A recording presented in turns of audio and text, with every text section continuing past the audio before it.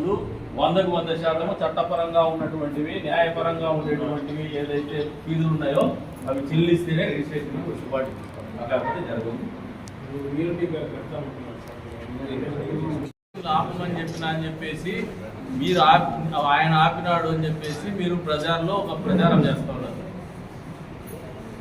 Unauthorised unapproved layouts ని registrations ఆపమనేది 100% వాస్తవము. మిగతా ల్యాండ్స్ కానీ మిగతా రిజిస్ట్రేషన్లు కానీ మేము ఎప్పుడు కూడా దాంట్లో ప్రమేయం కానీ జోక్యం కానీ లేదు. మరి వాస్తవమే కదా ఇది. అంటే ఈరోజు కాదు, మన పేపర్కి వస్తానే కాదు, ఒకటి బైండింగ్ కాదు. There should be an order from the government. మనకు రెవెన్యూ అథారిటీస్ నుంచి రిజిస్ట్రేషన్, స్టాంప్స్ అండ్ రిజిస్ట్రేషన్ అధికారి దగ్గర నుంచి ఉత్తర్వులు వస్తే మాత్రమే వాళ్ళు చేస్తారు. మున్సిపాలిటీ వాళ్ళకు మున్సిపల్ అడ్మినిస్ట్రేషన్ నుంచి వస్తే చేస్తారు. ప్రభుత్వం తీసుకున్న నిర్ణయాలు ఉత్తర్వుల రూపేణా అధికారులకు వచ్చిన వెంటనే 100% పారదర్శకంగా ఎవరి ప్రమేయం లేకుండా, ఎవరి రికమెండేషన్ లేకుండా జరిగి తీరుతుంది. దాంట్లో మీకేం అపోహలు పెట్టుకోవద్దండి. పేపర్ వస్తానే మీరు పడిపోతే ఎట్లా? బయటకు వచ్చి నా దృష్టికి వచ్చిండేది స్టాంప్ రైటర్లే ఎమ్మెల్యే గారు చెప్పినారు, రిజిస్ట్రేషన్ ఆపన్నారు, సబ్ రిజిస్టర్ గారు అని చెప్పినారు. నేను ఎప్పుడు ఆయన చెప్పలా. నేను అనాథరైజ్డ్ అన్అప్రూవ్డ్ లేఅవుట్స్ మున్సిపాలిటీ నుంచి అఫీషియల్ గా ఏదైతే ఇచ్చున్నారో, ప్రభుత్వ భూములు ఏవైతే గతంలో దోపిడీకి గురైనాయో వాటిని తహసీల్దార్ ఆఫీస్ ద్వారా ఇచ్చున్నాము. అంతవరకే మా ప్రమేయం కానీ జోక్యం కానీ as a chairman, assignment committee chairman గా, ఒక స్థానిక ఎమ్మెల్యేగా నాకు బాధ్యత ఉంది. నేను చేస్తా ఉన్నా.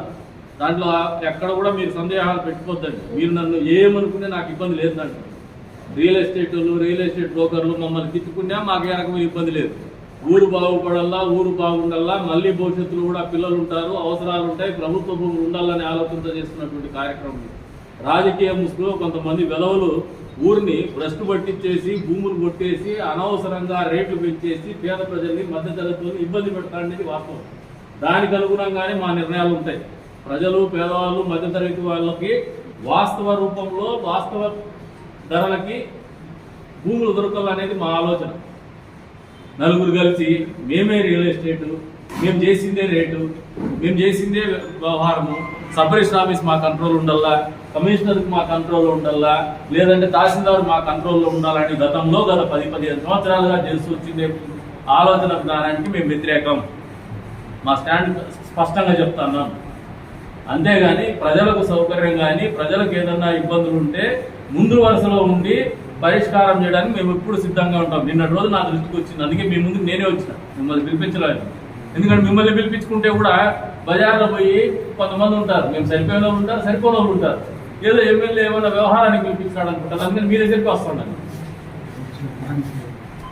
పేపర్లో వచ్చినప్పుడు మీకు ఒక ఉత్సాహం ఉంటుంది.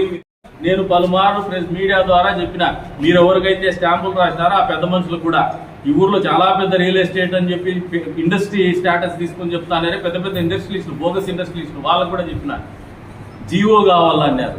మీరు దొంగ అన్అప్రూవ్డ్ లేఅవుట్ చేసినప్పుడు గాడ్స్ ఆర్డర్ ఏమన్నా ఉండిందా? అప్పుడు జీవో లేదు కదా.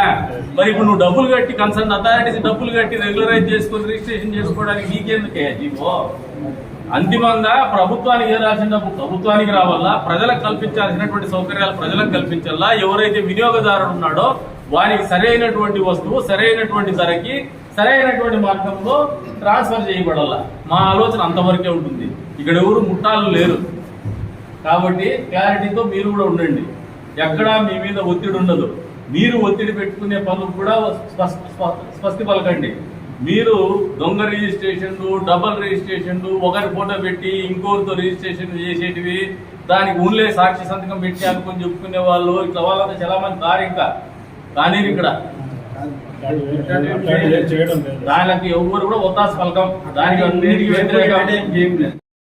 రెగ్యులరైజ్ చేసుకోమని కూడా చెప్పినాము. ఇప్పటికి 3 సార్లు నేనే అప్పీల్ చేసిన. మాకు వ్యక్తిగతమైనటువంటి కక్షలు ఏం పెట్టుకొని చేయడంలే.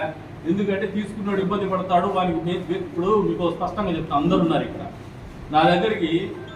ఎందుకు ఇంత ఖచ్చితంగా ఆలోచన చేస్తానో మీకు ఒక ఉదాహరణ చెప్తా. మగాల్ క్వార్టర్స్ ఎదురుగా ఒక లేఅవుట్ ఉంది. నాకు ఎలక్షన్లో పూర్తిగా మీరు చేసుకొని చేసినటువంటి ఇండ్లు అవన్నీ వాళ్ళందరూ కూడా ఉద్యోగస్తులు, చదువుకున్నటువంటి వాళ్ళు. మొన్నటి రోజులు 2 నెలల కిందట నా దగ్గరికి వచ్చినారు, మాకు రోడ్లు కావాలా, మాకు కాలువలు కావాలా అని. మీకు రోడ్లు కాలువలు లేదా, మీకు లేఅవుట్లో లేదా అంటే మీరు ఎవరితో కొన్నారండి? లేఅవుట్లో కొన్నారు. ఏం లేఅవుట్లో కొన్నారు? లేఅవుట్ వేసినోడు రోడ్లు కాలువలు వేస్తారు కదా అని అడిగి, మాకు అప్రూవ్డ్ లేఅవుట్ కాదన్నారు. మరి మీకు బుద్ధి ఉందా అని అడిగి, కాదయ్యా అప్రూవ్డ్ లేఅవుట్ చేసినప్పుడు మీకు విశాలమైనటువంటి రోడ్లు వస్తాయి, మురికి కాలువలు వస్తాయి, వీధి దీపాలు వస్తాయి. ఆ డెవలపర్ మీకు ఇవన్నీ కల్పించి అమ్మాల్సిన పరిస్థితి ఉంటుంది. దాంతో పాటు మున్సిపాలిటీ 4 రూపాయలు డబ్బులు వస్తాయి, భవిష్యత్తులో వాటి మరమ్మతులకు పనికి వస్తాయి. మళ్ళీ రోడ్ల కోసం మీరు డబ్బులు కట్టకుండా ఎవడో మీకు అన్అప్రూవ్డ్ లేఅవుట్ సమ్మినోడు డబ్బులు కొట్టేసిపోతే మున్సిపాలిటీకి వచ్చే డబ్బులు కొడతారు. మళ్ళీ మున్సిపాలిటీలో నుంచి మీకు అవసరాలకు డబ్బులు పెట్టమంటారు. ఎక్కడికి రమ్మంటారు? మీరు ఎక్కడికి తీసుకురమ్మంటారు డబ్బులు? ప్రభుత్వ ఖజానా నుంచి రావాల్సిన డబ్బులు వస్తే మీకు ఖర్చు పెట్టాలి. మేము ప్రభుత్వానికి రావాల్సిన డబ్బులే కొడతారు. మళ్ళా ప్రభుత్వ ఖజానా నుంచే మీ అవసరాలకు డబ్బులు కావాలంటారు. ఎట్లా డబ్బులు వస్తాయో చెప్పండి. దీనికి ఏదైనా మార్గం మీరే చెప్పండి. మీరు కరెక్ట్ అని నేను ఒప్పుకుంటాను. నేను చెప్తాను, ఇంకా మీరు ఏదన్నా స్టాంప్ రైటర్లు ఇంకా ఏదైనా ఉంటే చెప్పండి. పబ్లిక్ పబ్లిక్ కూడా నా దగ్గర ఫోన్ చేసి చెప్తాను, ఇట్లా చెప్తానట. నేను సబ్ రిజిస్టర్ గారిని అడిగిన, సబ్ రిజిస్టర్ గారు మంచి వ్యక్తి, ఆయన అట్లా చెడ్డ పనులు చేసే వ్యక్తి కూడా కాదు. గతంలో జరిగిన ఇదే సబ్ రిజిస్టర్ ఆఫీస్లో ఇప్పుడు ఆ పరిస్థితులు లేవు. అటువంటివి ఏమన్నట్టు కూడా నా దృష్టికి తీసుకురండి. దానికి కూడా మేము చర్యలు తీసుకునే సిద్ధంగా ఉన్నాం. వేరు చేసే 3 లేబులు లేవు. తహసీల్దార్ ఆఫీస్లో కూడా గతంలో జరిగినటువంటి అక్రమాలు మామూలు లేవు.